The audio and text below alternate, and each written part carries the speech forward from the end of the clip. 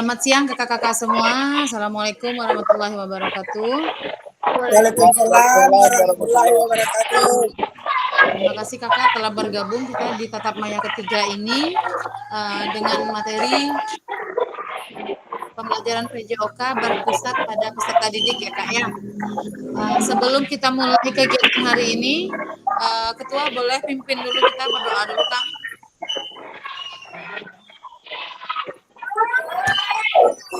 Kakak mulai lagi kak. Ya, mulai lagi kak. Baiklah, sebelum kita mulai materi yang disajikan oleh fasilitator kita, mari kita berdoa. Berdoa mulai.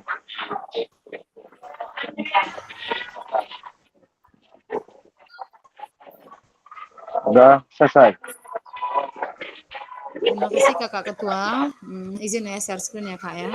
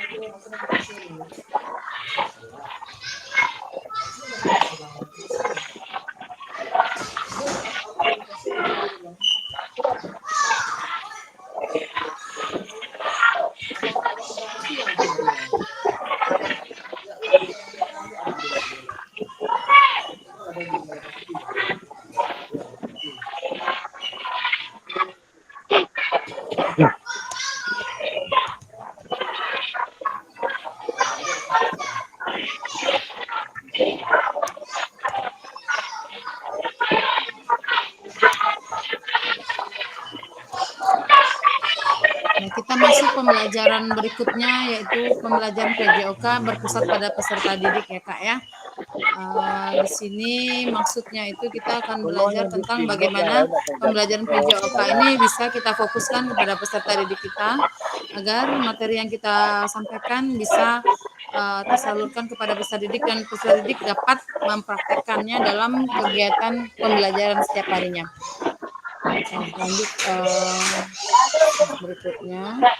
Kesepakatan kita bersama yaitu yang pertama menyalakan kamera, mematikan mikrofon, hadir seutuhnya, menghargai waktu bersama, memaksimalkan fitur chat, dan klik raise hand sebelum bertanya. Lalu gangguan teknis adalah wajar. Hal yang wajar ya kakak ya. Jadi kalau misalnya ada terkendala sama jaringan atau apa, bisa kita cari jaringan lebih bagus ya kak ya. Tapi ya rasa di perkotaan Pariaman jaringan untuk ini bagus lah ya kak. Kecuali Kak Don ya. Kalau misalnya lagi Zoom di sekolah, mungkin jaringannya pasti bermasalah terus. Di sini ya lihat yang hadir kita baru 7 orang baru kak. Mungkin bisa kak yang teman kakak-kakak yang lain yang belum masuk bisa di chat dulu kak. Kak Fadil, Kak Indra udah masuk sekolah kak?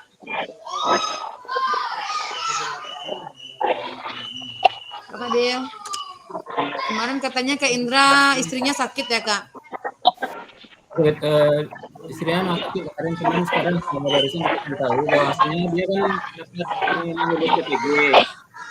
Ya. Jadi sekarang lagi di misi urus Oh gitu. Lagi ngurus ibu ngurus berkas mungkin nak. Sebenarnya nggak apa-apa sih kak, kalau lagi sibuk bisa dimatikan aja kameranya.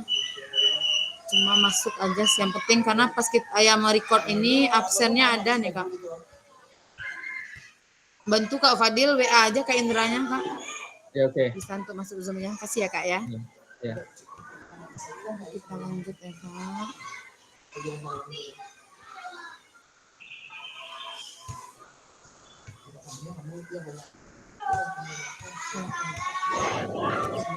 Nah, kita lanjut pembelajaran berikutnya. Tujuan dari sesi ini yaitu kakak-kakak semua diharapkan bisa memahami bagaimana konsep pembelajaran PJOK yang berpusat pada peserta didik, lalu memahami minat peserta didik sesuai dengan karakteristik bidang jasmani, sosial, emosional, dan mental sesuai dengan usianya. Yang ketiga, menganalisis studi kasus kegiatan pembelajaran PJOK berdiferensiasi. Agenda kita hari ini nih ya Kak ya, bisa dilihat nanti kita akan ada bermain peran pada pembelajaran kita kali ini yang berpusat pada peserta didik. Lalu peran yang kita gunakan, yang kita lakukan ini kita akan selalu tuliskan di Jamboard. Nanti Ayah akan bagikan linknya. Lalu kita bisa menelaah berbagai macam karakteristik perkembangan peserta didik dari berbagai jenjang usia. Setelah itu mencocokkan tabel karakteristik bidang jasmani, sosial, emosional, mental, dan usia anak. Setelah itu kita menganalisis contoh pembelajaran berdiferensiasi di dalam modul 173, lalu baru penutupannya Kak. Ini agenda kita hari ini.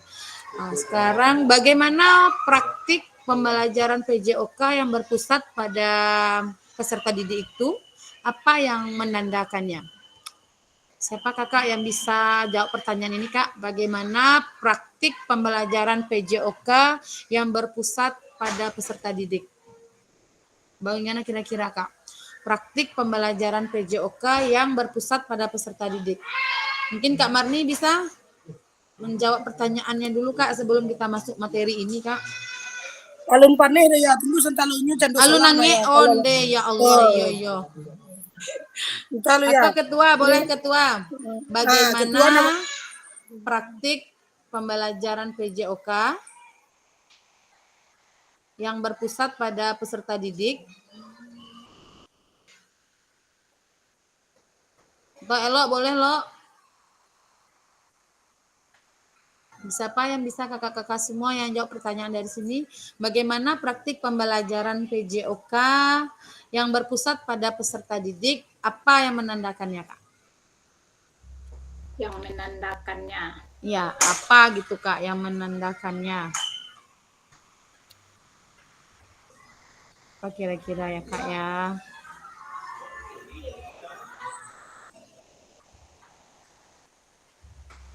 Ada kakak yang bisa bantu jawab dari pertanyaan ini? Oke, ayo lanjut aja ya Kak ya. Praktik pembelajaran PJOK ini yang berpusat pada peserta didik dapat dilakukan melalui beberapa langkah Kak. Yang pertama itu ada pendekatan kontekstual, yaitu mengaitkan materi dengan kehidupan sehari-hari siswa. Misalnya dengan menjelaskan bagaimana pentingnya kesehatan dan kebugaran untuk tubuh peserta didik tersebut. Lalu bagaimana partisipasi aktif dari peserta didik, yaitu mengajak peserta didik tersebut untuk terlibat aktif dalam proses pembelajaran seperti melalui diskusi, pemilihan jenis olahraga, atau pemilihan jenis olahraga yang dipelajarinya untuk menentukan dalam permainan. Setelah itu ada pembelajaran kooperatif. Maksudnya di sini yaitu pembelajaran bekerja sama antar siswa dan kelompok untuk menjelaskan atau menyelesaikan tugas permainan sehingga mereka belajar berkolaborasi atau bekerja sama antar satu kelompok lainnya. Lalu diferensiasi pembelajaran, menyesuaikan metode materi sesuai dengan kebutuhan siswa. Setelah itu nanti peserta didik juga akan memberikan refleksi dan umpan balik, di mana di sini memberikan kesempatan pada peserta didik untuk merefleksikan pengalaman belajar mereka dan memberikan umpan balik tentang bagaimana proses dan hasil belajar. Terakhir itu ada namanya integrasi teknologi. Itu tuh kita memanfaatkan alat dan mengaplikasikan digital untuk meningkatkan keterlibatan siswa, seperti contohnya itu menggunakan video atau aplikasi pelacak tentang kebugaran. Itu tadi ya Kak ya, bagaimana praktik pembelajaran PJOK ini agar bisa berpusat kepada peserta didik. Atau ada Kakak yang ingin menambahkan Kak, atau kurang ada yang sampaikan ini?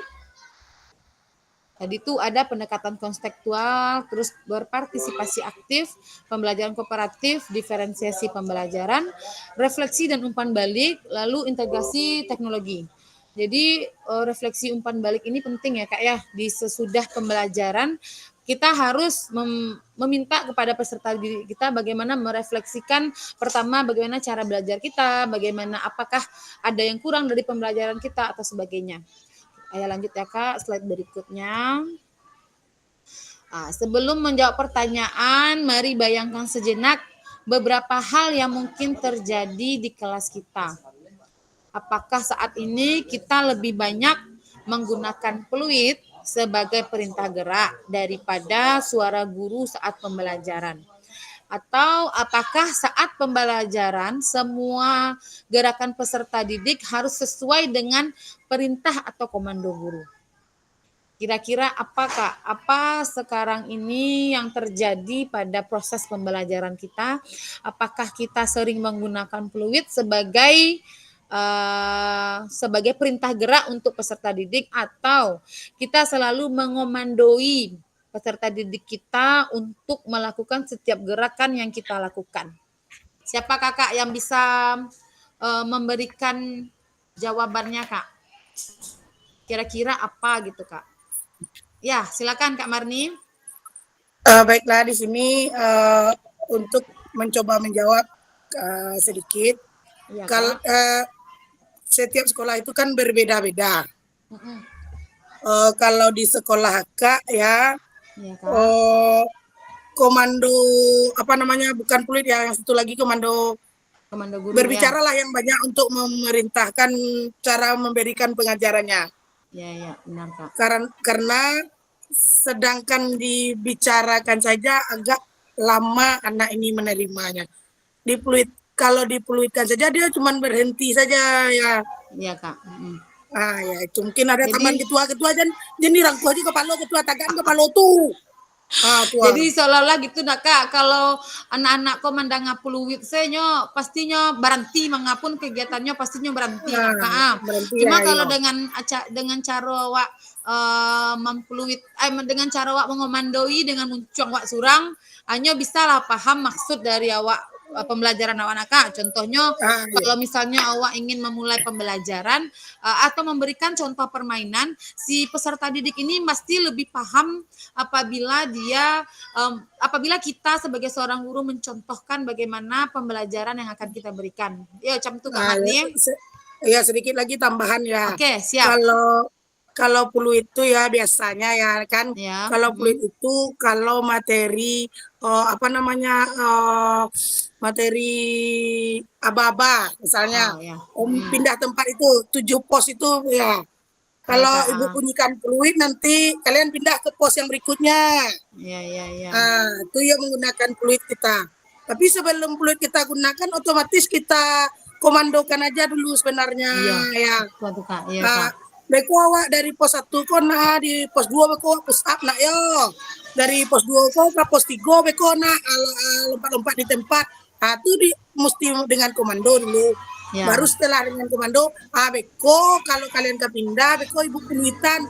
Kalau mau bunyi pulit ibu berarti lari ke pos berikutnya. Itu yang menggunakan pulitnya. Oke. Berarti mungkin dalam maksud artian nak Kak, fluid dan secara komando tuh bisa seiring nak Kak. Otomatis dari awalnya awak pasti menggunakan fluid wak dulu untuk memerintahkan anak Kak. Dengan fluid lah bisa awak memberikan aba-aba macam tu nak Kak. Ya. Nah, terima kasih Kak Marni atas jawabannya. Mungkin ada satu orang lagi kakak-kakak semua yang ingin menambahkan. Mungkin itu cara yang kita pakai pada saat banyak guru SD nak Kak. Kalau SD kok pasti cara komando yang banyaknya pakainya Kak. Itu pasti itu nak Kak, karena penerimonyo dari murid SD, murid SMP, murid SMA pasti beda-beda nak Kak. Ya, macam tu Kak. Iya. Ya, oke. Mungkin ada Kak Fadil di SMA ya Kak ya? Sampai itu tetangga saya itu. Boleh Kak Fadil mungkin sedikit bercerita Kak tentang kalau Mbak Alo kalau awak maja anak SMA gitu Kak. Apakah awak dengan banyak menggunakan komando kah atau awak memerintahkan dengan fluid? Silakan Kak Fadil. Pak Indra mana kok Pak Indra nak lempak dah 5% doang. Ini sakit Kak bininya Kak, ini sudah mau harus PPG Kak Ingo gini Kak. Iya bila lanjut Pak Indra, lanjut Pak Indra. Lanjut dulu. Ya, baik, terima kasih silakan atas Kak. kesempatannya. Sedikit saya ingin bercerita mengenai pembelajaran antara dua ini yang mana yang lebih banyak menggunakan fluid atau dengan verbal. Kalau saya pribadi di SMA ini mengajar dengan gabungan. Ada saat-saat tertentu kita menggunakan fluid dan ada juga dengan perintah secara bahasa atau verbal. Namun kebanyakan atau dominan saya lebih mengandalkan menerangkan materi ataupun instruksinya itu menggunakan verbal atau bahasa. Terima kasih. Oke, terima kasih Kak Fadil. Sama ya Kak ya, nggak jauh beda lah nak Kak dengan pembelajaran di SD juga. Mungkin di SMA kita juga bisa tetap menggunakan keduanya, cuma untuk perintah komando mungkin agak sedikit berkurang ya Kak ya. Beda kalau di SD. Di SD pasti perintah komando untuk melakukan kegiatan atau memberikan materi kepada peserta didik lebih banyak kita lakukan ya Kak ya, ketimbang kita menggunakan suara peluit. Untuk peluit itu paling untuk kita memberikan aba-aba bahwasanya permainan akan dimulai. Seperti itu ya Kak, kira-kira ya Kak ya. Ada sampai sini ada pertanyaan Kak, kira-kira Kak? Atau ada yang ingin menambahkan lagi Kak?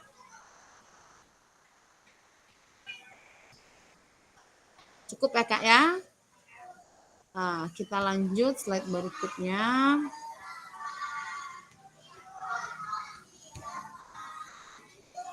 Nah, di sini ada link video And we dari know from all of the Cassandra. research that when students are empowered to Sila kita make nonton ya Kak ya. decisions, they Kak. thrive. And thriving means they learn more, they enjoy the lesson more. And we know from all the research Bisa that dilihat when Kak students videonya are Kak. empowered to make decisions, they thrive. Oi bisa And mencari thriving Soraya means Indonesia they gila learn lancar more. dulu singgi They lo. enjoy the Kan lesson nilai more. ada They are more translate-nya di willing bawah to tuh Kak Marni. participate and they're more willing to take that learning and transfer it into their lives. So everything that we know about student-centered learning is really positive. We know that it's hard. You know, we do know that it's different and that it can be challenging and maybe scary if it's not an approach that you're used to, but the benefits are worth it. We know that the outcome is really positive. And so hopefully today what I can do is provide opportunities for you to take that first step if it's something new or something scary for you, or places that you can look for more opportunities to invite students into the decision-making process. Oh, putar sekali lagi Kak. Nggak ada ya. Nah, no, Kak, jadi Kakak. And we know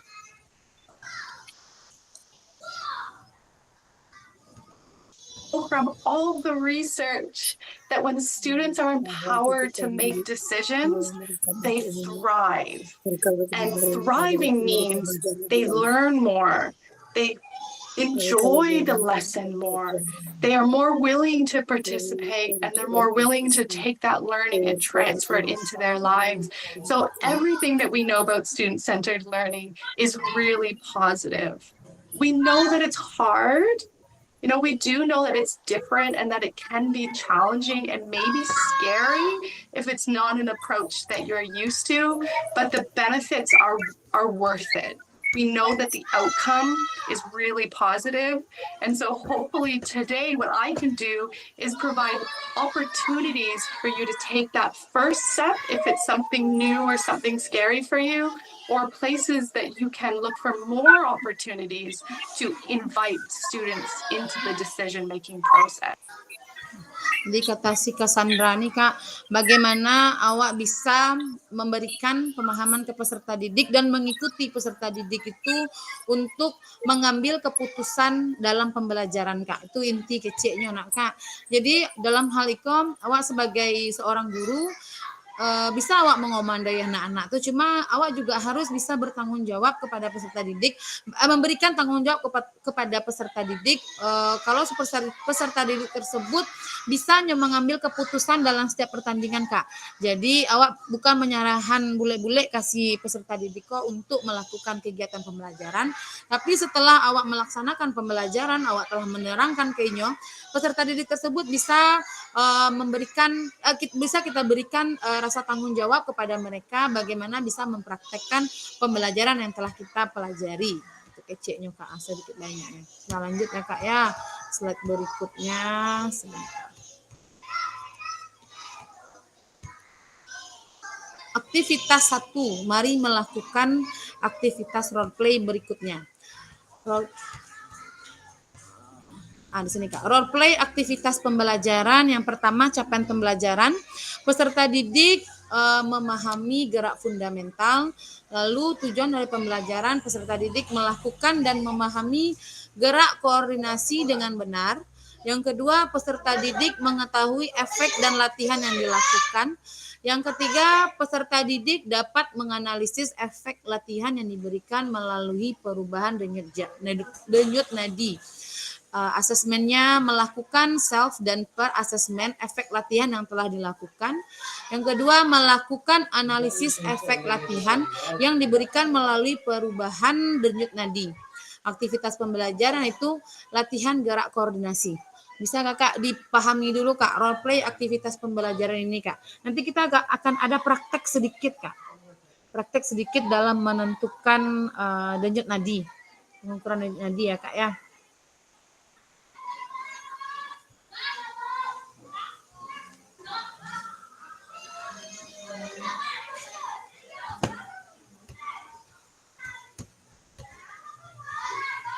Dibaca dulu Kak. Ini.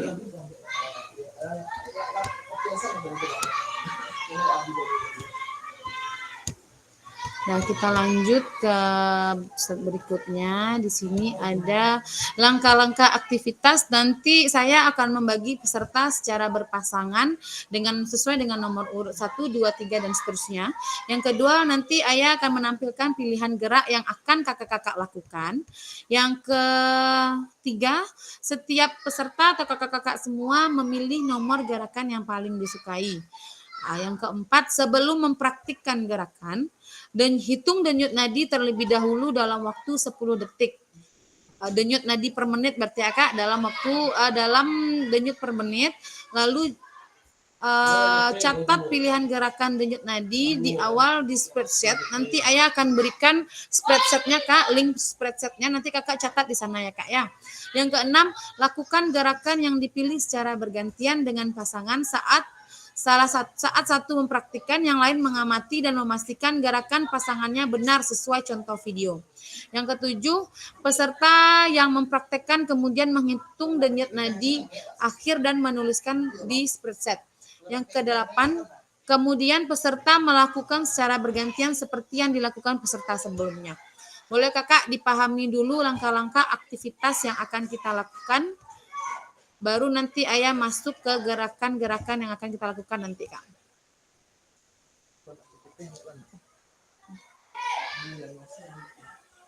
Batu nak masuk.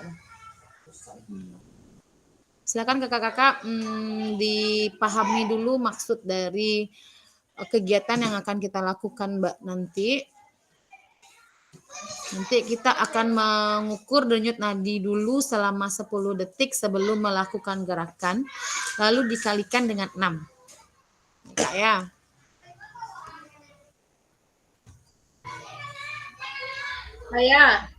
Ya, ya lo. Bentuk latihannya seperti apa ya? Beko ya guys, aponya lo. Bentuk latihannya seperti apa? Beko ada slide berikutnya lo. Ini kita apa dulu? Memang elok jo nang juara bantu hanya sasak menang jo bantu latihan bagai.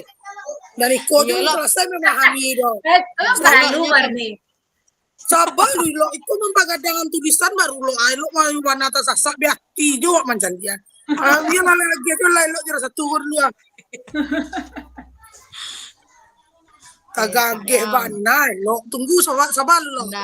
Eloknya bersemangat maka. Elok ya. Iya biati wa deh. Penasaran wak nak akan masak yang gembong dulu. Hah?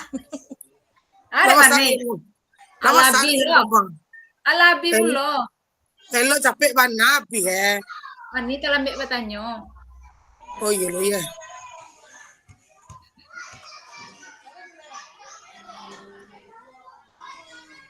Kemudian kita lakukan secara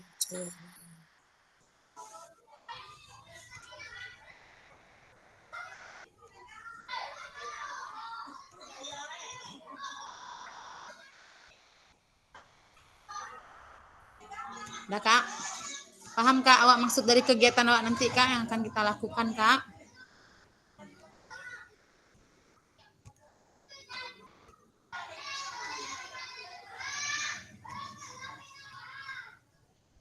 Lanjut slide-nya Kak, berikutnya. Pokoknya nanti akan ada gerakan Naya kasih nanti sekitar 4 gerakan kalau nggak salah tuh. Ada gerakan jumping jack, ada jalan di tempat nanti tuh Kak. Nanti kita ukur dulu denyut nadi sebelum kita melakukan gerakan tuh. Kita sekarang ada 1, 2, 3, 4, 5, 6 orang Kak. Karena kita cuma 6 orang yang masuk Zoom sekarang, kita mungkin bisa menghitung denyut nadi pribadi aja ya Kak ya. Bisa kira-kira tuh Kak. Bisa. Nanti kita pribadi aja kita mencatat, nanti baru kita bacakan berapa denyut nadi kita yang kita dapatkan gitu ya Kak ya. Karena kita seharusnya ini berpasangan gerakannya Kak. Cuma kita apain aja untuk per orang aja ya Kak ya. Ya lanjut ke slide berikutnya. Ya, Ya Kak. Pak Wira mana Pak Wira?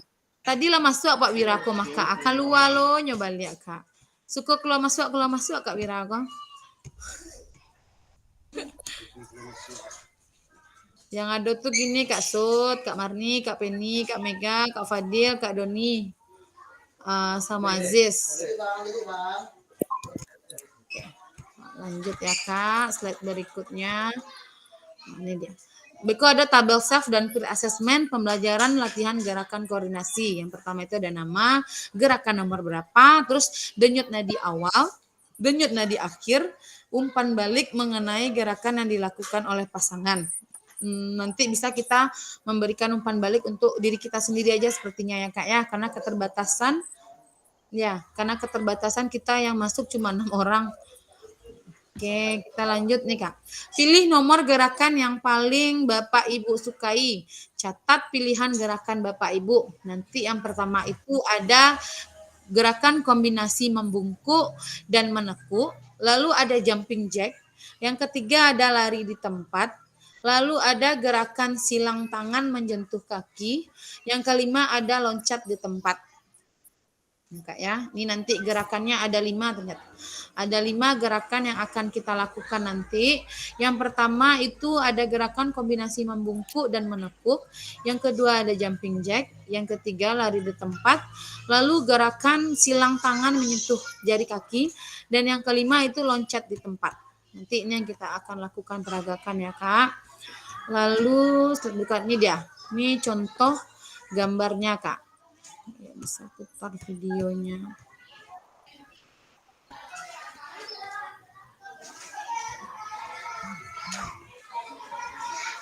Ini contoh gerakannya ya Kak ya. Sesuai, ada kelihatan Kak? Nah, iya. Nah, ini Kak. Ini contoh gerakannya.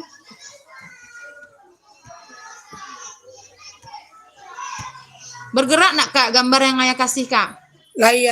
Baik Kak, ini nanti contoh gerakan yang akan kakak-kakak lakukan. Agak bergema Kak suruh ya. Agak bergema Kak, ada ini enggak? Ada yang aktif mic yang lain?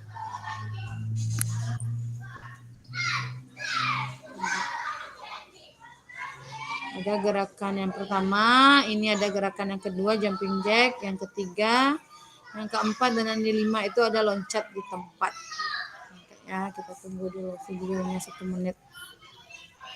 Lakukan gerakan tersebut menggunakan hitungan 2 kali 8 dengan intensitas moderat ya Kak.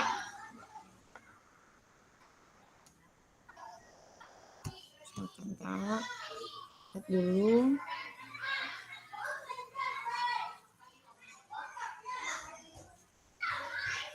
Yuk lakukan gerakannya 2 kali 8 saja Kak.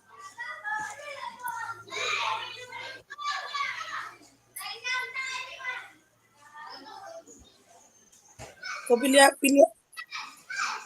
Boleh gunakan pilih nanti gerakan yang kakak sukai nih Kak, atau nanti kakak catat di sini Kak. Ya sebentar.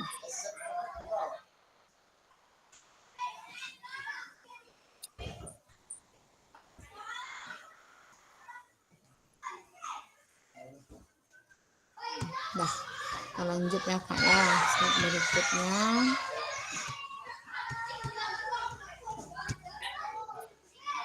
Tadi. Hitung denyut nadi akhir dan catat. Lalu apakah semua sudah bergantian? Hari melakukan 4 delik. Nah, sekarang kita coba lakukan ini dulu masing-masing kita ya Kak ya. Nanti Ayah bagikan link tempat Kakak mencatat denyut nadinya. Sebentar Kak.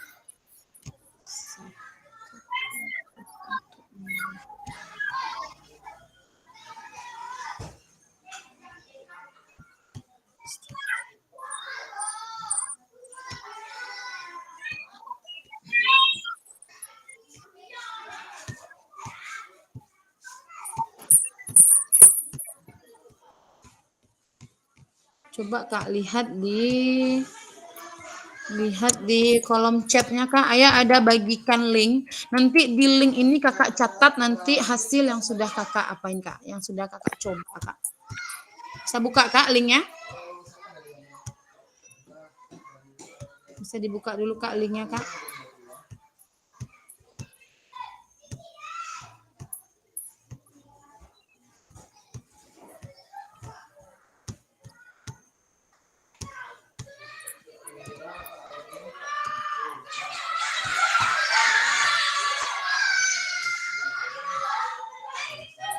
Bisa Kak dibuka linknya?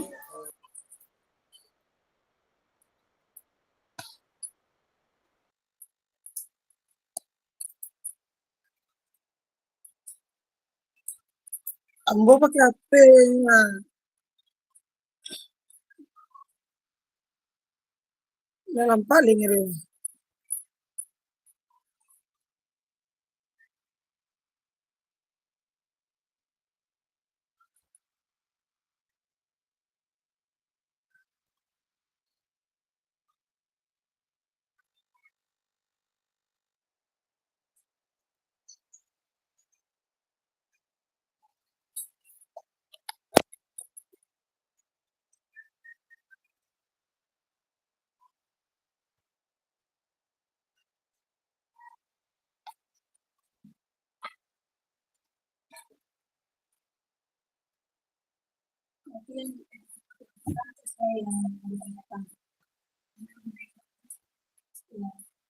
Kan sesuai yang dilakukan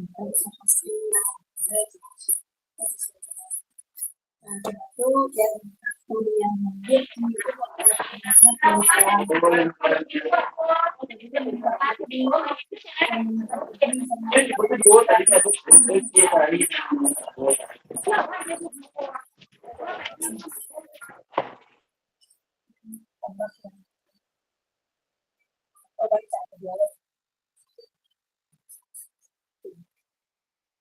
dan baru pencatatan pasca dengan itu ya kopi pencatatan itu karena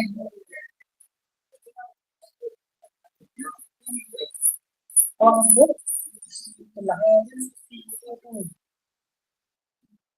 mencari kalau bisa kok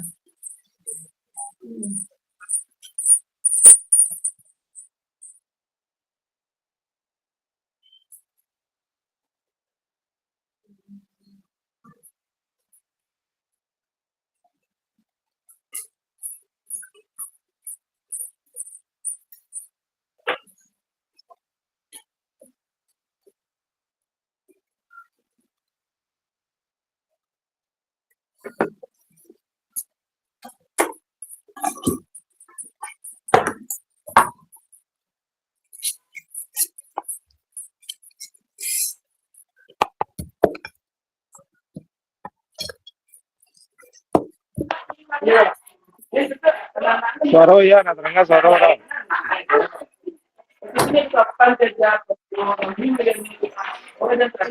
Sorry Kak, sebentar maaf. Kita mulai lagi ya Kak ya. Dari tadi cup-cup tapi sore nak keluar kira. Maaf ya Kak ya. Ya, kita mulai ya Kak ya. Ukur dulu denyut nadi sebelum kita melakukan gerakan. Selama 10 detik, nanti dikalikan 6 Kak. Berarti itu denyut nadi selama 1 menit berarti itu Kak. Ukur dulu denyut nadi sebelum melakukan gerakan. Selama 10 detik Kak.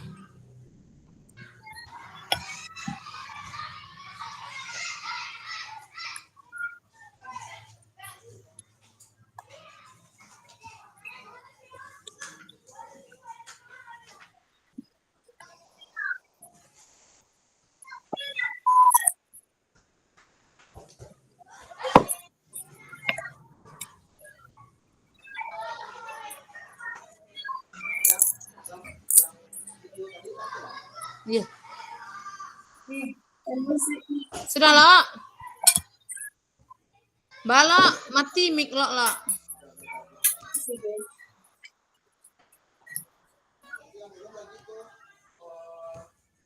Kita coba lakukan gerakannya ya Kak ya.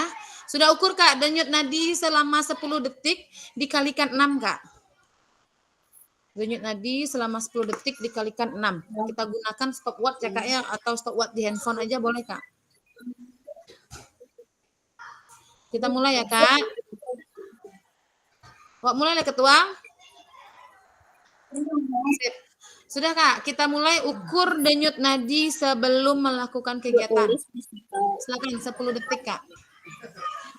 Alah ya, diisi di kolom tuh ya. Yo, isi di kolom yang ayah link, kirim link tuh lo ada ya kirim link malah. Isi di sunan tuh lo. Kalau misalnya payah awak buka link tuh rasanya, awak catat saya pribadi awak surang-surang lo. Oke. Nah, ya. Kalau rasanya sesuai dengan kolom yang ayah gih kalau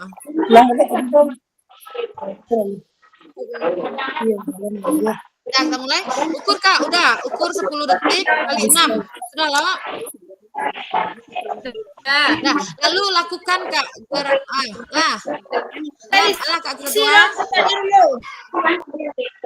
Lalu ayo Ketua. Lanjut. Nah, lalu kita lakukan gerakan ini Kak. Terserah Kakak mau lakukan gerakan yang mana, boleh dipilih 5 nih. Gerakan pertama, gerakan kedua, ketiga, 4 atau kelima. Silakan lakukan Kak. Lakukan selama 2 kali 8. Hitung aja sendiri Kak. 2 kali 8. 2 kali 8 loh. Boleh, jumping jack boleh, lari di tempat boleh, loncat di tempat boleh. Silakan Kakak semua kita coba hitung loh. Ya Kak Sud, boleh Kak Sud, Kak Marni. Atau kakak-kakak yang lain yang on kamera. Boleh kita lakukan Kak Sud. Mulailah Kak Sud. Mulailah Kak, hitung Kak. 2 kali 8 ya Kak Sud. Kakak mau jumping jack boleh, lari di tempat boleh. Nah, hitung lagi denyut nadinya 10 detik kali 6 loh.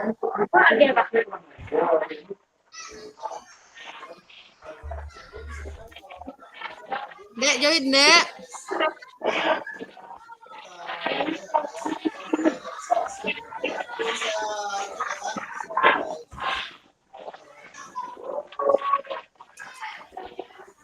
Baru menggabungkan laptop baru ya pertama tadi hitung denyut nadi awal lo. Ya, hitung denyut nadi awal lo Kak Marni. Selama 10 detik dikali 6. 10 detik kali 6. Ya.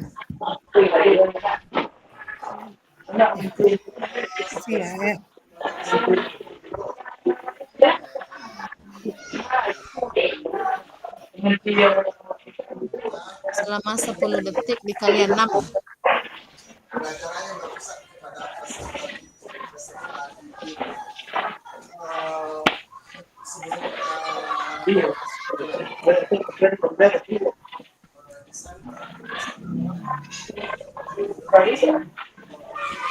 Dah?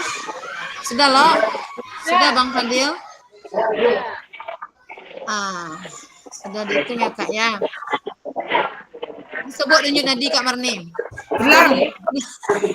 Bilangnya mati walau mati ya. Coba Kak Fadil udah Kak Fadil? baca lihat lo juan nama kuala rata stop what. Udah oke. Udah Kak, siap. Ketua lah Ketua.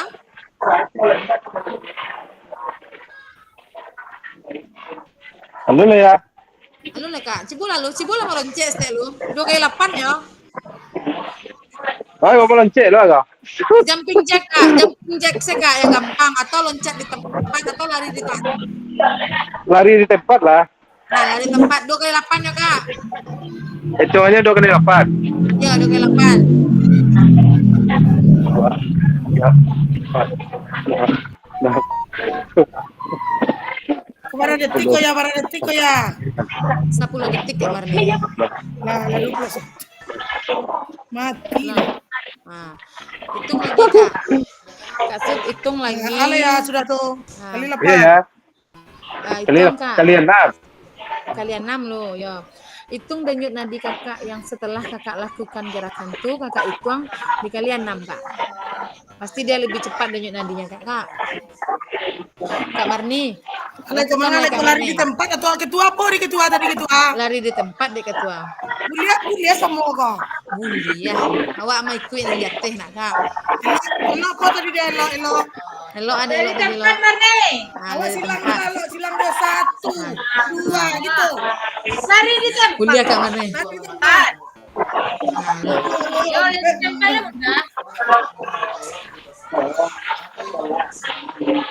Nah itu lah Sip. tuh. Lah, hitung denyut nadi oleh Kak Marni selama 10 detik. Ya. Agak capek menjaleh pada tadi ya. Pastinya tuh nak kak, karena awak tak melakukan kegiatan.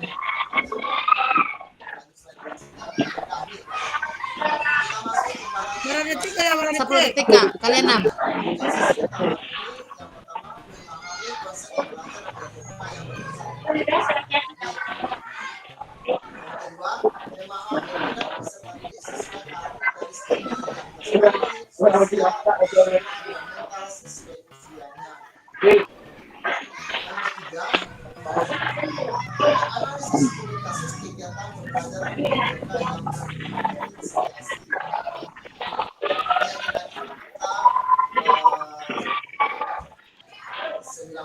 Kak Mega, bisa Kak Mega lakukan Kak Mega? Sesuai dengan kegiatan ayah ini Kak. Kita lakukan dulu 10 detik pengukuran denyut nadi Kak Mega. Kak Mega, cek sound Kak Mega.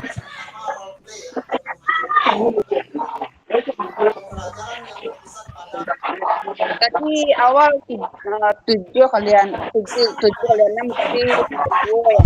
Oh ya, oke. Oke Kak, berarti Kakak sudah lakukan ya Kak Mega ya? Yang awal tadi kali berapa? Kali 7 ah. Yang kedua kalian 6.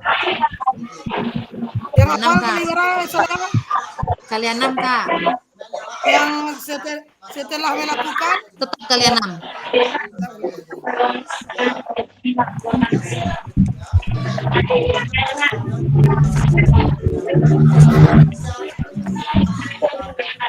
Bisa kita matikan dulu kamera apanya Kak, mic-nya. Ini jangan cepat ya Kak.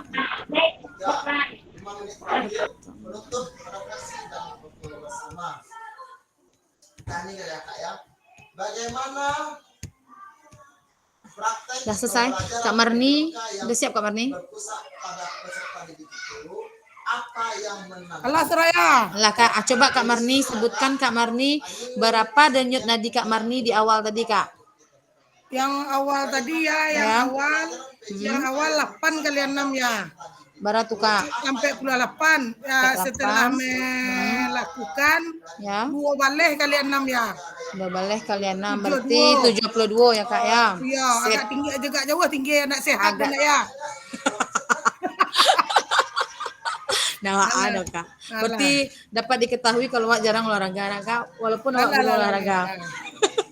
Agak gandui. Agak sama Wak Kak. Ayo lo Nah, Wak. oke, Atau jalan. lanjut. Oke, terima kasih. Lanjut Kak Sud, boleh Kak Sud? Tadi berapa Kak yang denyut nadi awal Kak Sud? Baiklah, untuk gerakan nomor 3, Ya. Gerakan nomor 3 ya Kak ya. Kak Sud Iya, gerakan nomor nomor 3. Sebentar Kak, ayo catat Kak. Gerakan nomor 3. Oke. Denyut nadi awal Kak. denyut nadi awal 11 kali 6, 66. 11 kali 6 berarti 66 ya Kak. Oke. Iya. Denyut nadi akhir Denyut nadi setelah selesai melakukan gerakan 18 kali 6, 18 kali 6 berarti 108 ya Kak.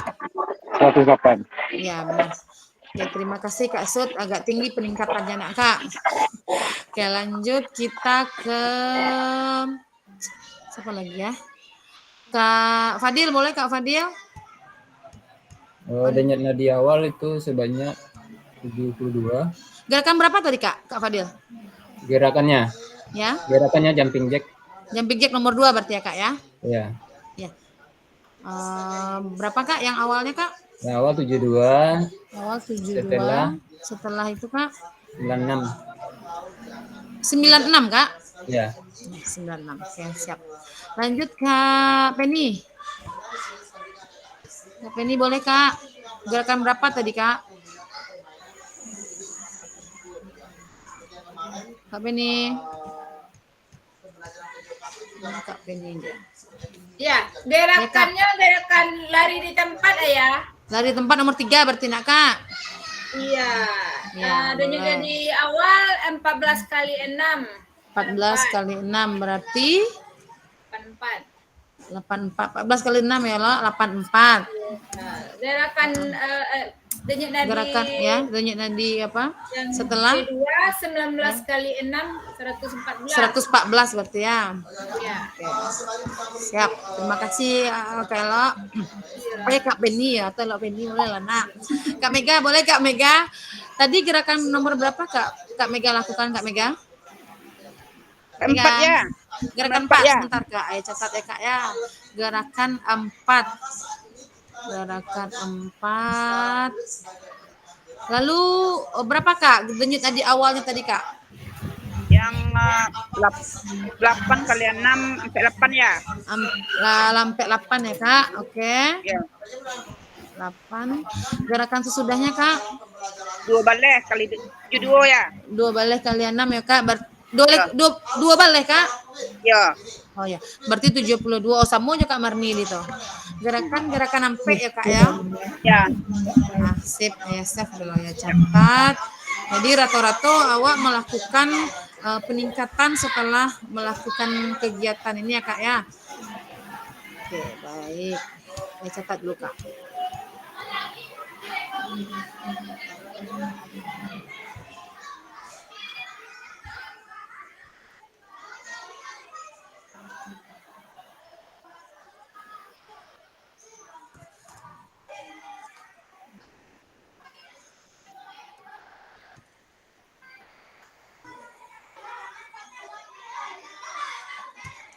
Terima kasih kakak-kakak semua telah melakukan kegiatan dari gerakan ini.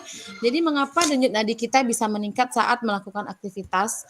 Karena peningkatan detak jantung atau denyut nadi ini saat olahraga merupakan kondisi yang normal terjadi ya Kak ya.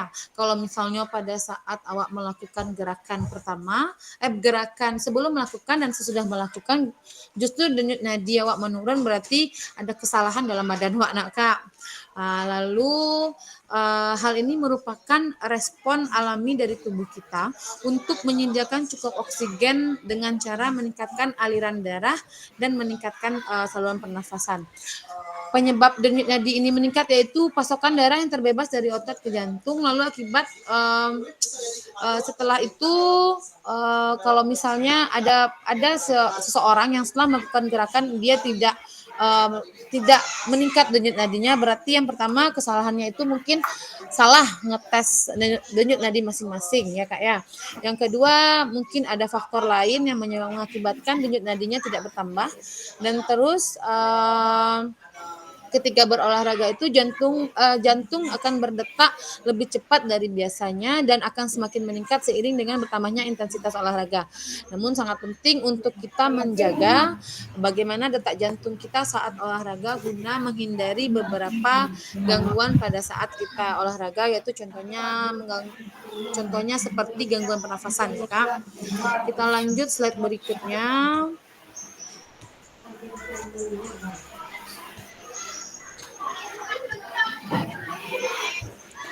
Ini sudah tadi ya Kak ya, hitung denyut nadi akhir, terus kita catat apakah semua sudah bergantian melakukan gerakan yang observasi. Nah tadi di sini kita bersama-sama melakukan gerakan kita sendiri, karena kita di sini masuk tidak begitu banyak, jadi kita masing-masing menghitung denyut nadi dan gerakan masing-masing dari kita sendiri saja. Ini mari melakukan umpan balik. Bapak Ibu dapat memberikan umpan balik mengenai gerakan yang dilakukan oleh pasangannya di spreadsheet yang telah disediakan.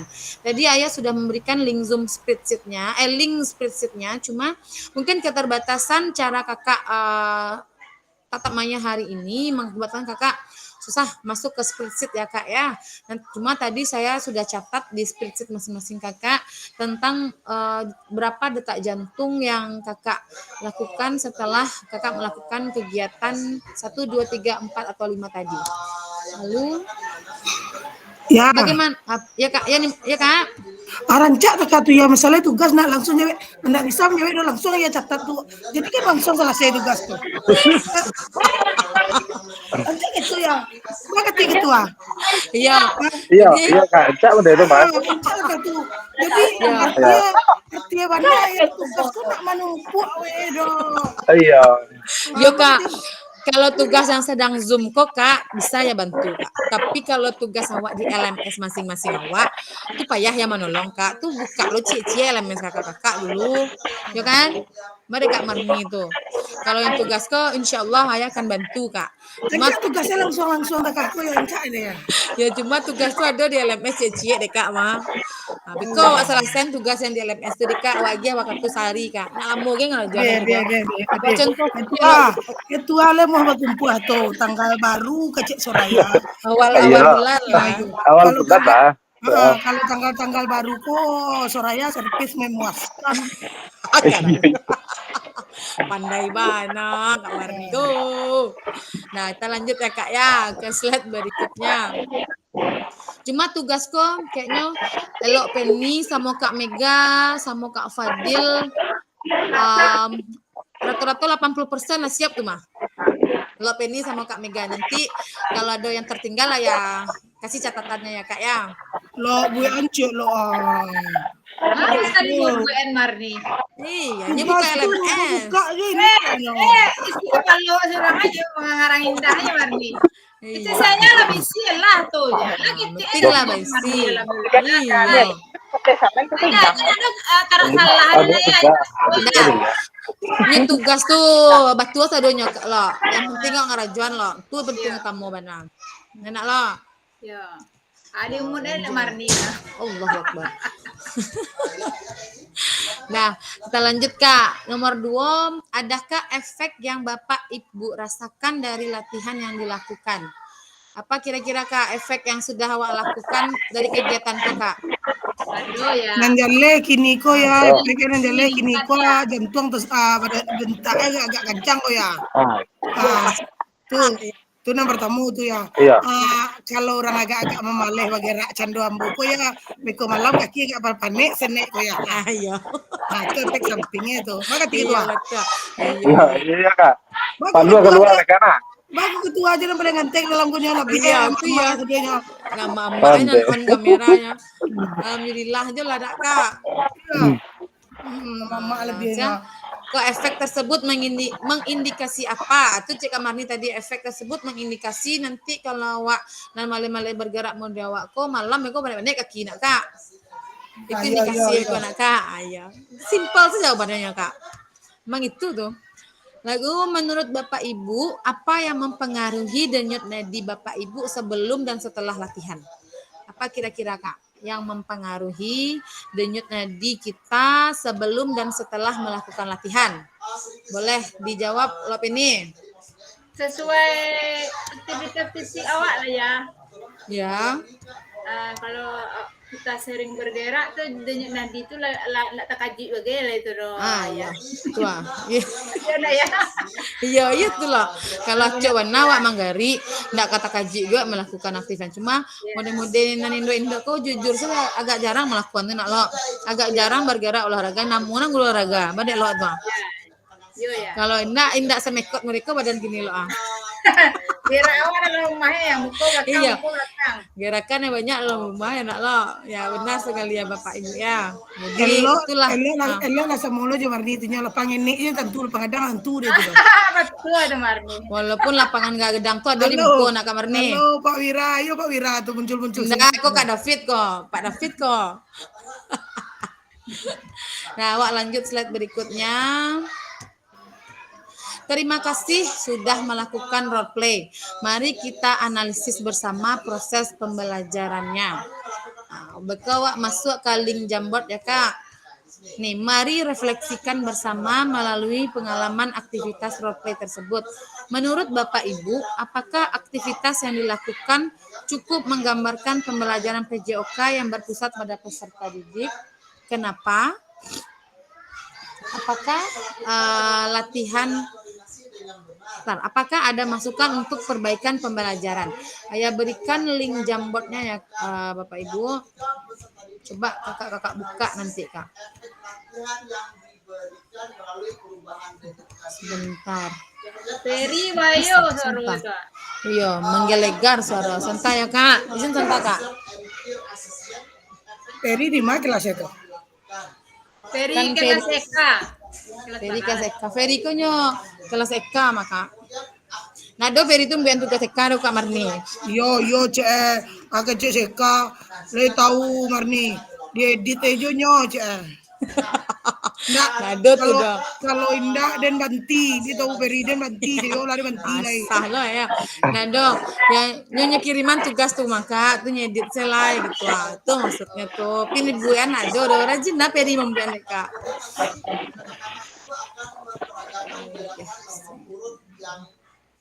Nomor urut dari gerakan yang akan dilakukan. Terus sebelum melakukan gerakan pertama sampai gerakan ketiga, kemudian ukur dulu detiknya aja Kak. Ukur dulu detik kalinya 10 detik. Kemudian kita kalikan 6 berapa detik. Nih Kak, ada ayah masuk, ayah kirim ke chat Kak. Coba kakak buka Kak. Link yang ada di chat. Link yang ada di chat. Saya contohkan misalkan gerak yang pertama ini ada Kak. Soraya di sana kok. Ya, coba Kak buka Kak. Wak belajar membuat di Jamboard deh Kak. Dia tahu lo Wak Kak. Jangan beko guru-guru kelasnya rajin membuat Kak. Tuh harus tahu loh, mana yang Jamboard tuh gitu. Refleksi aktivitas reply.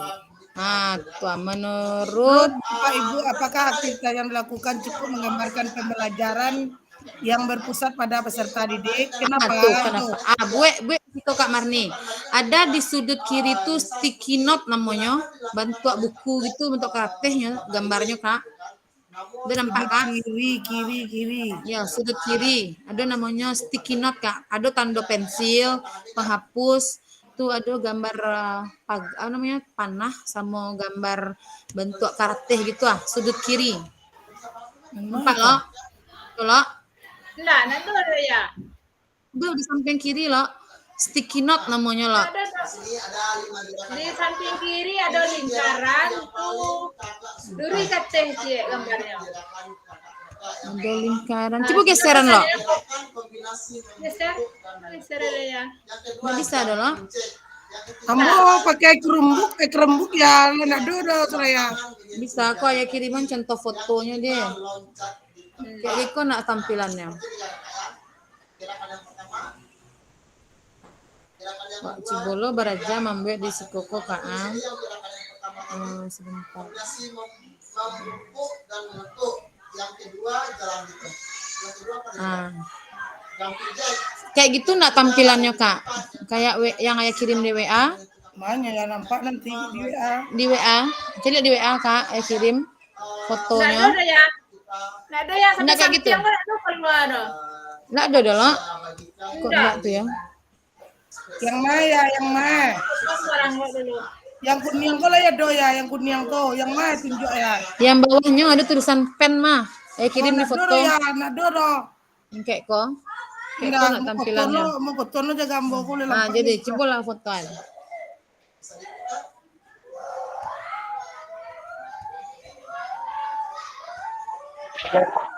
Nggak bisa buka ya. Nggak bisa. Dari link tuh nggak bisa Bang? Nggak bisa ya. Ah, itu punya elok ya. Saya lihat ya di WA ya. Deh. Doh. Oh iya. Coba Elo ambil apa lo? Sebentar. Kita harus di copy kok. Ambil di titik 3 tuh lo Kan titik 3 samping kanan. Ya. Yang sampai share tuh. Ya, samping share tuh. Ini 2 titik 3 yang mana titik 3 itu. Ke bawah kan? Di sebelah kanan samping share. Ya, ada teh itu yang di bawah Ya. itu 2.3. Tapi Kak Marni lah bergabung di situ ha. Nampak deh ya sama Elok Penny berdua baru ah. Iya. Iya ya. Iya. Anu sama kalah. Belum. Senta-senta. Ah. Ayah Bacuan saya balik pertanyaannya pertama deh. Menurut Bapak Ibu, apakah aktivitas yang dilakukan cukup menggambarkan pembelajaran yang berpusat pada peserta didik? Kenapa? Kenapa? Menurut Kak Marni kenapa? Lihat pertanyaannya Kak. Menurut Kak Marni kenapa? Menurut Bapak Ibu, apakah aktivitas Ya, menurut Bapak Ibu, apakah aktivitas yang dilakukan cukup menggambarkan pembelajaran PJOK yang berpusat pada peserta didik? Mengapa? Atau siapa yang ingin menjawab dulu boleh? Kak Mega, Elok Penny.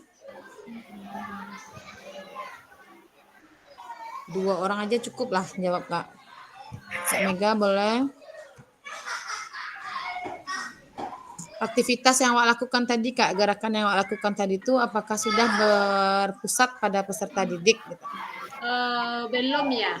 Belum kalau Elok Penny, kenapa belumnya Lok? Kenapa belumnya kan di sana dalam proses pembelajarannya guru masih memberikan perintah atau komando kepada peserta didik kan. Memberikan komando ya. Gerakan yang tadi. Melalui gerakan yang tadi ya Kak ya. Ya kan kita perintahkan 10 detik pertama ukur Ya. inisiatif, kalikan dengan sekian, kemudian setelah anak-anak melakukan aktivitas, ulang lagi kan, ukur nanti setelah melakukan. Nah, kalau menurut Elok Ya Lok. pembelajaran tadi itu kan belum tentu semua murid kita bisa melaksanakan. Kadang-kala kan ada anak waktu yang sakit paru, guys. Iya. Nah, tentu anak tuh belum tentu bisa melakukan dengan efektif. Masih banyak peserta didik yang belum bisa ya Kak ya. Iya. Belum bisa melakukan. Oke, boleh. Siap. Kak Marni, menurut Kak Marni. Oh, menurut saya kalau di sini kalau dilihat dari kegiatan yang kita praktekkan tadi, Ya. Bisa dikatakan menggambarkan, Ya. tapi masih sekian persen baru, istilahnya masih 50% baru. Berarti dia belum sempurna Kak. Karena belum sempurna. Ya, karena kebatasan peserta didik tadi ya Kak. Iya. Oke. Ada yang ingin menambahkan lagi Kak? Kak Mega boleh menambahkan Kak?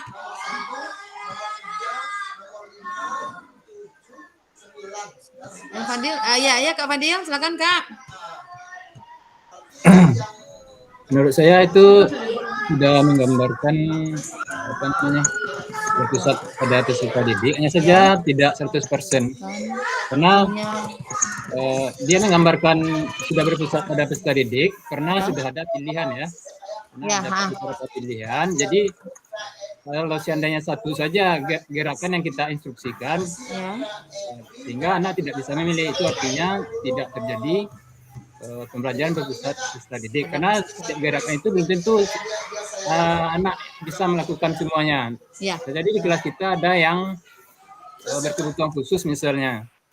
Apakah kakinya mungkin ada yang cacat atau tangannya, sehingga dia tidak bisa melakukan gerak yang kita instruksikan. Namun alangkah baiknya apabila gerakan yang kita suruh itu kita bebaskan kepada si anak. Nah, apapun macam gerak, yang penting bergerak. Nah, gitu. Mungkin itu lebih baik lagi, lebih terasa lagi aroma berpusat pada peserta didiknya. Gitu ya Kak. Berarti tidak usah ditentukan apa gerakannya nak Kak. Bisa kita berikan aja tanggung jawab kepada peserta didik tersebut melakukan gerakannya gitu ya Kak ya. Oke, boleh. Ada yang ingin menambahkan lagi Kak? Kalau misalnya tidak ada, ayo lanjut slide berikutnya karena masih banyak slide-nya nih Kak. Tulis peran guru dan peserta didik dalam melakukan aktivitas yang telah Ayah berikan tadi sudah ya Kak ya. Kita lanjut. Ini masih ada video. Ayo putar dulu videonya Kak. videonya.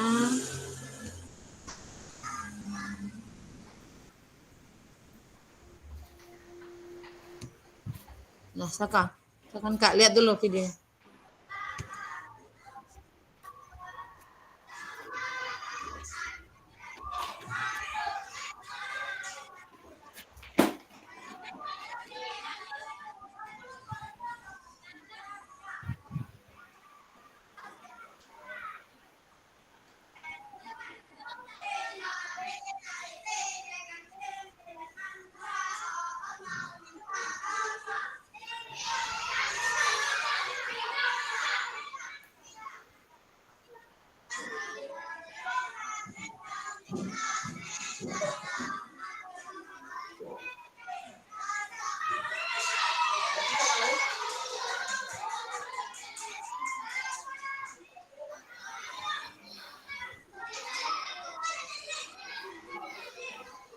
Udah Kak, udah ditulis dengan nadanya Kak? Dengan nadi awalnya Kak? Kak Inci, anaknya bocor Kak Inci. Kita putar sekali lagi ya Kak ya. Apa kata si Cassandra nih Kak? Udah Kak ya? Sekarang silakan Kakak praktekkan gerakan yang tadi Kak ya. Gerakannya ini. Peri di mana dua itu karena suruh ya. Bentar, yang saya Iya. sebut tadi.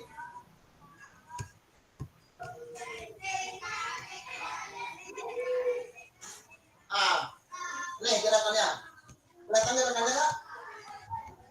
Nah, silakan Kakak lakukan What's 2 kali 8 important here is that we're sharing the decision making, right? At the end of the day, that's what student-centered learning is. We're thinking about the student first. So we're looking at where is their skill level, what are their strengths, what are their areas for improvement. And that comes from a relationship with your students. So knowing your students helps you to plan the appropriate movement skill that meets them where they're at so that you can progress their learning. But it also means that we invite them into the decision making. So we share the decision making, and that's the key word that I want to emphasize today. We don't give away the decision making. So it's not that you don't have any control anymore and students have all the control. That's not what we're saying. There's a sharing of that responsibility. And we can share decisions around who, what, where, when, how. Nah, itu tadi ya Kak ya. Kita putar sekali lagi Kak. Iya, Saya putar ya. Kita sekali lagi ya Kak ya. Sebentar. Ini Kak. What's important here is that we're sharing the decision making, right? At the end of the day, that's what student-centered learning is. We're thinking about the student first. So we're looking at where is their skill level, what are their strengths, what are their areas for improvement. And that comes from a relationship with your students. So knowing your students helps you to plan the appropriate movement skill that meets them where they're at so that you can progress their learning. But it also means that we invite them into the decision making. So we share the decision making, and that's the key word that I want to emphasize today. We don't give away the decision making. So it's not that you don't have any control anymore and students have all the control. That's not what we're saying. There's a sharing of that responsibility. And we can share decisions around who, what, where, when, how. Itu tadi ya Kak ya. Jadi katanya di sini kita bisa sama dengan video dia sebelumnya tadi ya Kak ya. Di kata si Cassandra ini kita bisa memberikan peran kepada si peserta didik. Bagaimana peserta didik bisa bertanggung jawab dengan peran yang kita berikan. Contohnya saja pada saat pemberian pembelajaran, kita bisa memberikan tanggung jawab penuh kepada peserta didik atau mempercayakan kepada peserta didik bahwasanya mereka bisa melakukan gerakan-gerakan yang kita contohkan. Itu tadi kata Siska Sandra. Cuma dalam hal ini kita bukannya tidak memiliki kendali penuh dalam hal ini, Kak. Itu makanya ada peran guru dan peserta didik dalam proses pembelajaran. Yang pertama itu peran guru, kita di sini bisa bertindak sebagai fasilitator dalam proses pembelajaran. Dalam artian peserta didik di sini bisa aktif dalam proses pembelajaran dengan memberikan gagasan, saran, dan kritik. Lalu peran guru yang kedua itu ada mengkaji kompetensi mata pelajaran yang harus dikuasai oleh peserta didik pada akhir pembelajaran. Jadi peran peserta didik di sini, peserta didik dapat berpartisipasi dalam merumuskan atau mengembangkan memproses materi dalam pembelajaran. Yang ketiga ada merancang strategi. Itu tadi peran kita sebagai peserta didik adalah merancang strategi dan lingkungan pembelajaran yang dapat memberikan atau menyediakan beragam pengalaman belajar. Jadi kita dapat memberikan lingkungan belajar dengan memberikan lingkungan belajar yang baik yang berkesan kepada peserta didik agar si peserta didik memiliki pengalaman belajar dan bisa nyanyi dalam waktu lama, Kak. Peran peserta didik di sini yaitu mengkaji kompetensi dan strategi pembelajaran ditawarkan oleh guru. Lalu ada peran guru lagi membantu peserta didik dalam mengakses informasi, menata, dan memproses untuk dimanfaatkannya dalam memecahkan dalam kehidupan sehari-hari. Peran peserta didik di sini yaitu membuat rencana pembelajaran untuk mata pelajaran yang diikutinya. Yang terakhir, ada peran guru di sini mengidentifikasi dan menentukan pola penilaian hasil belajar peserta didik yang relevan dengan kompetensi yang akan diukur. Maksudnya di sini dapat kita simpulkan bahwa peran peserta didik belajar secara aktif dalam kelompok maupun individu dengan cara bisa mendengarkan, membaca, menulis, diskusi, gitu. Serta dapat terlibat dalam kegiatan berpikir tingkat tinggi seperti analisis, sintesis, dan evaluasi. Itu dari saya peran dari seorang guru dan bagaimana seorang peran dari peserta didik. Kita lanjut ke slide berikutnya. What's important here is that we're sharing. Ini dia tadi, Kak, yang Ayah bacakan tadi. Peran guru dan peserta didik dalam pembelajaran SCL. Tadi apa itu pembelajaran SCL? Ya, Kak, ya bisa Kakak baca di sini. Ada peran guru dan peserta didik dalam pembelajaran SCL. Itu tadi bertindak sebagai fasilitator, mengkaji kompetensi, merancang strategi, lalu membantu peserta didik mengakses informasi, serta mengidentifikasi dan menentukan pola penilaian. Ini tadi ya, Kak, ya. Ini tadi yang Ayah bacakan peran guru dan peserta didik dalam pembelajaran SCL. Ya, Kak, ya. Kita lanjut lagi. Apa itu tadi, Kak, definisi dari pembelajaran SCL? Pembelajaran SCL itu adalah, kalau dalam bahasa Inggrisnya, Student Center Learning atau SCL, yaitu pembelajaran yang berpusat pada peserta didik. Itu maksudnya, Kak. Itu tadi SCL ya, Kak, ya. Ini yang Ayah bacakan tadi, peran guru dan peserta didik dalam pembelajaran yang berpusat pada peserta didik. Jadi dalam hal ini penggunaan istilah SCL ini, Kak, dalam studi learning ini dapat merujuk pada pola berpikir pendidikan atau metode instruksional yang mengenali perbedaan individu pada peserta didik.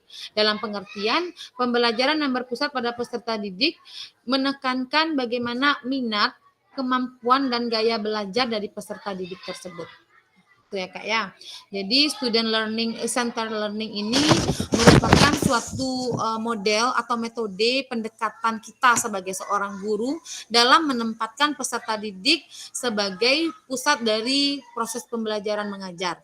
Peserta didik di sini dapat mengembangkan minat dan bakatnya serta motivasi dan kemampuan individu menjadi lebih aktif, kreatif, dan inovatif. Itu tujuan kita melakukan pembelajaran SCL ini, Kak. Jadi awak sebagai seorang guru bisa memberikan perhatian penuh kepada peserta didik agar proses pembelajaran yang kita berikan bisa berpusat kepadanya, Kak, kepada peserta didik tersebut. Oke, ya lanjut slide berikutnya.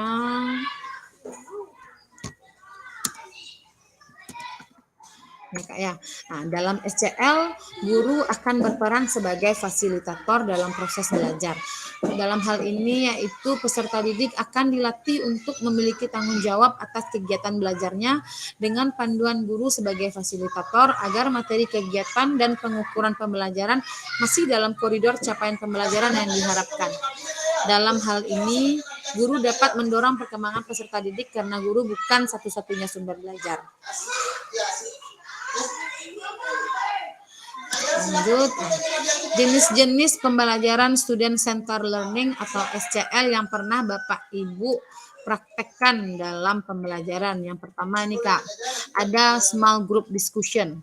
Yang kedua itu ada role play and simulation. Yang ketiga ada discovery learning. Yang keempat itu ada self-direct learning. Yang kelima ada cooperative learning. Yang keenam contextual learning. Yang ketujuh problem-based learning. Yang kedelapan collaborative learning. Dan yang kesembilan itu ada project-based learning. Ini dia Kak ya. Ini jenis-jenis pembelajaran SCL atau pembelajaran yang berpusat kepada peserta didik. Terus nih, saya jelaskan satu-satu. Yang pertama ini ada small group discussion. Maksudnya di sini metode diskusi yang merupakan pembelajaran yang melibatkan antara kelompok peserta didik. Jadi dalam hal ini peserta didik bisa membentuk diskusi kelompok, diskusi kecil untuk kelompok, bisa melakukan proses pembelajaran. Yang kedua itu ada role play dan simulation. Itu maksudnya metode ini berbentuk interaksi antara dua atau lebih peserta didik tentang suatu topik atau kegiatan dengan menampilkan simbol-simbol atau peralatan yang menggantikan proses. Yang ketiga itu ada discovery learning. Itu maksudnya metode ini berbentuk pemberian tugas belajar atau penelitian kepada peserta didik dengan tujuan supaya peserta didik tersebut dapat mencari sendiri jawaban tanpa bantuan mengajar. Yang keempat ada self-direct learning, itu metode berbentuk pemberian tugas belajar. Yang kelima ada cooperative learning, itu model pembelajaran kooperatif dengan kegiatan pembelajaran dengan cara berkelompok atau bekerja sama, dan si kelompok lain ini bisa saling membantu konsep dalam menyelesaikan masalah. Yang keenam itu ada contextual learning. Itu pembelajaran kontekstual, maksudnya di sini yaitu pembelajaran yang dimulai dengan sajian atau jawaban lisan. Itu ya Kak ya. Lalu yang ketujuh ada problem-based learning. Apa maksudnya itu adalah model pembelajaran yang masih melatih dan mengembangkan kemampuan untuk menyelesaikan masalah. Yang kedelapan ada collaborative learning. Maksudnya di sini memungkinkan kepada peserta didik untuk mencari dan menemukan jawaban sebanyak mungkin dari pertanyaan-pertanyaan yang akan kita berikan. Yang terakhir itu ada project-based learning atau PJBL, yaitu pembelajaran yang memberikan tugas-tugas proyek yang harus diselesaikan oleh peserta didik dengan mencari sumber pustaka sendiri. Ya. Itu tadi jenis-jenis dari pembelajaran SCL atau pembelajaran yang berpusat kepada peserta didik. Cukup dipahami Kak sampai di sini. Kita lanjut slide berikutnya. Aktivitas 2 itu ada karakteristik perkembangan peserta didik. Memahami karakteristik dan minat anak. Yang pertama ada jasmani, sosial, emosional, dan mental. Di sini ada tingkatannya tuh ada sekolah menengah atas, SMA atau SMP, PAUD dan SD dan PAUD ya Kak ya.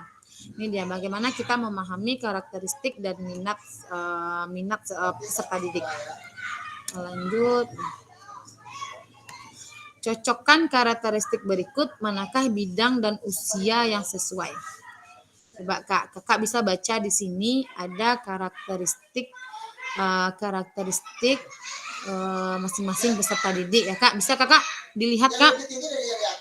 Sini ada yang pertama itu ada berjalan, berlari, merangkak, memanjat, melompat, menendang, menarik, melempar, dan memukul bola. Ini termasuk kemana kira-kira Kak? Karakteristik ini Kak. Kira-kira masuk kemana aku Kak Marni, Kak Ketua, boleh? Kalau usia itu masuk 0 sampai 2 tahun tuh ya. 0 sampai 2 tahun. Nah Kak, itu bisa kepada apa tuh Kak, jasmani atau sosial atau emosional atau mentalnya tuh Kak. Kira-kira itu dalam mana masuk itu Kak? Bidangnya Kak. Bisa ke jasmani kayaknya nak Kak. Karena di sana bisa berjalan, berlari, Merangkak, ya memanjat, melompat, meloncat. itu aktivitas awalnya nak Kak ya pada usia 0 sampai 2 sampai 2 tahun. tahun. Sebenarnya lebih tepatnya 1 sampai 2 tahun nih. Kalau 0 tuh kayaknya anakku masih Bayi kalau benar ya. Iya.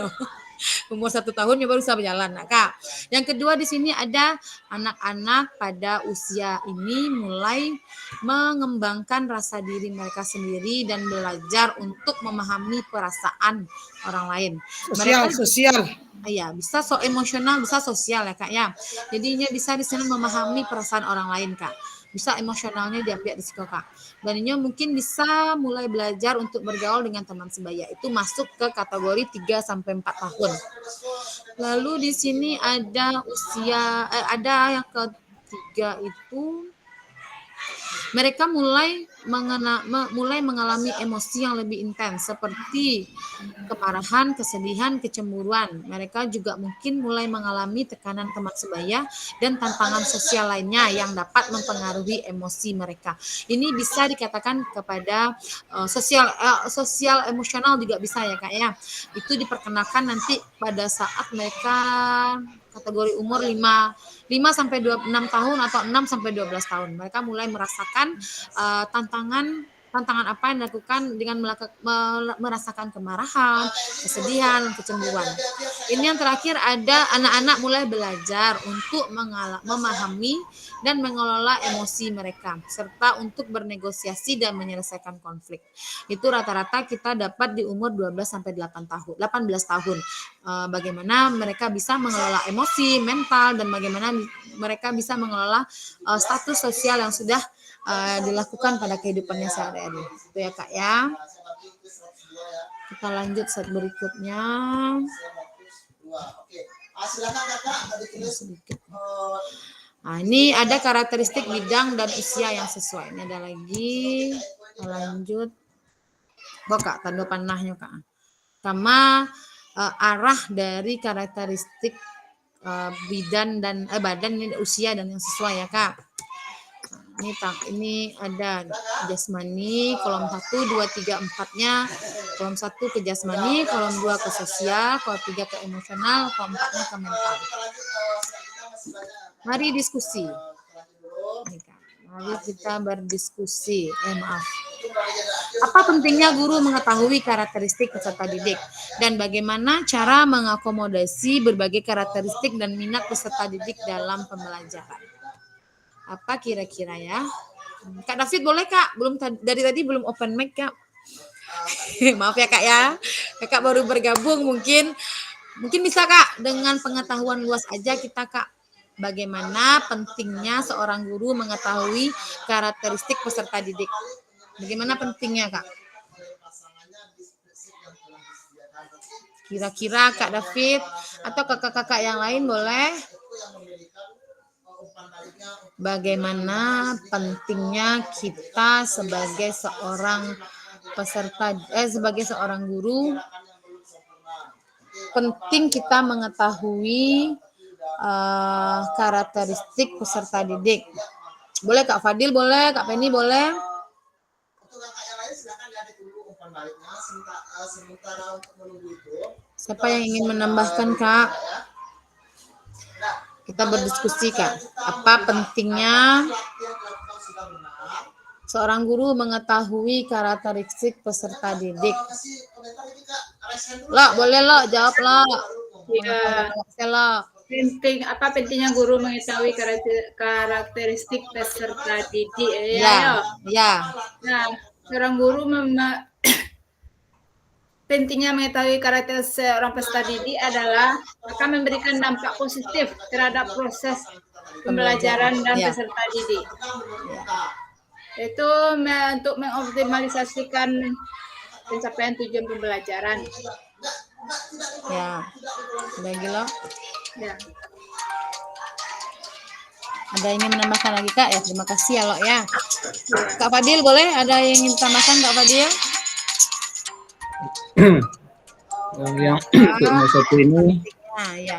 pentingnya guru mengetahui karakteristik peserta didik itu memang penting ya, karena inilah dasar kita untuk melaksanakan pembelajaran SCL itu tadi. Nah, berdasarkan karakteristik inilah kita nanti menyesuaikan metode pembelajaran kita sehingga pembelajaran kita itu bisa dieksplor oleh anak semaksimal mungkin sesuai dengan minat dan kemampuan atau bakatnya sendiri. Dan bakat enak. Benar ya Bang ya. Jadi di dalam hal ini bagaimana? Ya boleh Kak Marni. Silakan Kak. Cerita dia tuh. Sedikit ya. Ya, Kak. Pentingnya guru mengetahui karakteristik peserta didik, yaitu yang pertama agar kita mengetahui bagaimana anak ini terhadap gurunya. Itu yang pertama ya. Yang kedua bagaimana biasanya anak ini di rumah. Itu salah satunya ya. Terus selanjutnya bagaimana dia dengan teman-temannya. Itu harus tahu kita dulu karakternya ya. Kalau agak berat diberikan pembelajaran, apakah dia mampu atau tidak. Nah, itu selanjutnya ya. Apakah anak ini bisa dibawa dengan suara keras atau dengan suara pelan. Harus tahu kita dulu keadaannya dulu ya. Salah satunya makanya sewaktu mendaftar itu harus tahu kita keluarganya siapa. Itu karakter keluarganya bagaimana, anak ini sehari-hariannya bagaimana, harus tahu kita dulu ya. Itu mempengaruhi ya Kak ya. Iya, masalahnya pertama-tama anak ini kenal dengan Ibu Marni itu pamberang kece ya. Nah sudah tuh malah tahu deh nak senang kiroe sama Ibu Marni itu. Nah, kan awak lah tahu lo anak karakter awak deh nyong. Nah anak Jo bisa menilai karakter awak. Awak sebagai seorang guru yang diberi pembelajaran micro teaching harus mengetahui lo karakter anak lo, supaya anak ko boleh anak ko di karehan, boleh anak ko di kasan atau bakanya. Anakku kadang di rumah ya ada yang orang tuanya pernah mengecek kasar, harus bawa dulu tuh ya. Kalau bayi kecek kasar junyo kok, mambal enak Kak. Ada laporan yang ikut ya, kecek kan ikut tuh, Bu, bunda di rumah, ibu tuh berang-berang jo. Itu mah harus tahu dulu karakternya, anak kok. Jadi sifat anak kok harus tahu dulu ya. Itu penting sesuai Ibu Marni dia. Ya, harus mana Kak? Jadi harus paham karakter anak tuh, ajo. Itulah gunanya melakukan pendekatan pembelajaran Kak.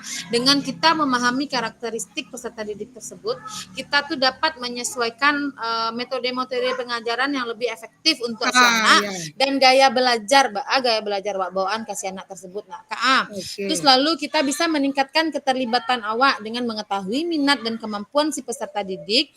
Kita sebagai seorang guru dapat menciptakan pembelajaran yang lebih menarik, lebih relevan dan yang lebih dan peserta didik bisa terlibat penuh dalam pembelajaran itu. Betul Kak, betul Kak. Ini tambahannya ya. Jadi Kak, terkadang anakku ya kalau di rumah orang tua tuh kan cerminan deh. Anak dilakukannya di rumah ada orang tua pasti dicontohin anak. Iya betul. Nah kalau di rumah sekolahnya guru kok cerminannya kok ya. Contohnya ya contoh lah Ibu Kak contoh segini ya. Nah anak Ibu kan Ibu DG wali kelasnya belajar matematik. Jalan ke Sampiang. Aja Kak jalan ke Sampiang tuh payah nak jalan menurun murah. Oh Ibu salah Ibu guru tak aku Jadi guru tuh cerminannya. Jadi apa nama istilahnya mana? Awak jadi contoh orangnya. Awak harus tahu dulu karakternya. Awak masuk kayaknya. Awak kok puji-pujian itu ya. Iya Kak. Ya betul Kak.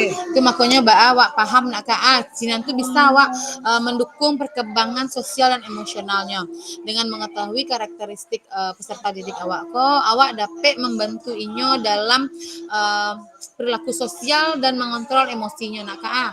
Itu dalam pembelajaran.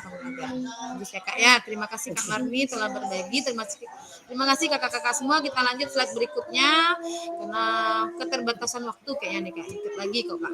Nih ada pembelajaran 3, pembelajaran diferensiasi dalam PJOK. Pembelajaran berdiferensiasi itu adalah usaha guru untuk menyesuaikan pembelajaran di kelas untuk memenuhi kebutuhan belajar individu murid. Ini dia Kak, ada diferensiasi konten. Diferensiasi konten itu merujuk pada strategi membedakan pengorganisasian dengan format penyampaian konten. Konten adalah materi pengetahuan, konsep, dan keterampilan yang perlu dipelajari peserta didik berdasarkan kurikulum. Lalu ada diferensiasi proses. Ini merujuk pada strategi kita membedakan proses yang harus dijalani oleh peserta didik dan yang dapat memungkinkan mereka untuk berlatih dan memahami isi konten. Lalu ada di sini diferensiasi produk. Ini merujuk pada strategi membedakan produk hasil belajar murid, hasil latihan, penerapan, dan pengembangan apa yang telah dipelajari. Ya Kak ya, ini ada pembelajaran diferensiasi itu Kak, ada diferensiasi konten, diferensiasi proses, ada diferensiasi produk. Ya, Kak, kita lanjut nih. Setelah membaca dan berdiskusi situasi pembelajaran 1 dan 2 tentang contoh langkah-langkah pembelajaran diferensiasi di LMS, apa kendala Bapak Ibu yang alami melakukan strategi pembelajaran berdiferensiasi PJOK? Gagasan baru apa yang Bapak Ibu dapatkan dari contoh-contoh penerapan strategi berdiferensiasi dalam modul? Ini ada di dalam modul LMS kita Kak, dan tugasnya tuh ada kita buat di modul LMS Kak. Nanti mungkin bisa kakak buka lagi LMS-nya Kak. Kalau sekarang ayah tanya ya rasa kakak-kakak semua belum membuka LMS tentang pembelajaran berdiferensiasi ini. Nanti bisa Kak dibantu dibuka lagi LMS-nya tentang pembelajaran berdiferensiasi ini. Lanjut ya Kak ya. Nanti kita akan ada unggah hasil refleksi modul 1.3. Gunakan pertanyaan refleksi untuk menulis refleksi Anda. Ini ada nanti di LMS itu di modul 1.3 yaitu refleksinya ya Kak. Nih, pada akhir sesi kita hari ini Bapak Ibu bisa memahami konsep pembelajaran PJOK yang berpusat pada peserta didik, memahami minat peserta didik sesuai dengan karakter bidang jasmani sosial, emosional, mental, dan sesuai dengan usianya. Lalu menganalisis studi kasus kegiatan pembelajaran PJOK berdiferensiasi. Terima kasih. Pas ya Kak ya. Banyak lah tugasnya gini kok ya. Itu tugas di LMS Kak Mardi. Kalau tugas di LMS nanti Kak Mardi buka LMS tuh beli ya. Buku nampak tugasnya sinan maka. Kau nak wansu tuh ala bara unggok tugas ko ya mo na duci jo mo karajono. Tigo unggok Kak. Mati den. Pada pet jangan yang jo pada pet. Tigo unggok Kak. Nah sudah tugas pada pet. Terima kasih keceknya Siko ha. Nah, ya stop. Oke, terima kasih ya kakak-kakak semua. Alah tugas kok kini alah tigonggo maka Marni. Tadi ada pelajaran 1.1. Itu ada 1.2 tentang framework. Yang ketiga yang konyo Pak. Mari Kak Marni. Yang panjang loh jawabannya itu. Indap. Elok lah Allah apa tuh? Allah melakukan tuh. Menurut elok tugasnya lo. Lo kiriman lo cenek lo pilih badan. Benar sulit lo. Jadi kepala dinas lo. Kak Fadil juga udah ngerjain tuh. Pak Fadil, Pak Fadil kau nak bisa lalu sampai sekolah Pak Fadil kau dah. Tugas tuh Pak Fadil lagi tahu tunjuk lah snack banyak. Galak aja ya. Nah, nanti bisa ya Kak ya. Iya loh. Itu ala sudah Itu ada bisa dalam turunnya. Mbak Alo. Kan cari jawaban yang benar kan nggak bisa loh. Sesuai ya pikiran ini berapa yang warni. Itu tugas aja lo sudah tugas ketua. Tugas ada sudah kanun lah. Ada tugas.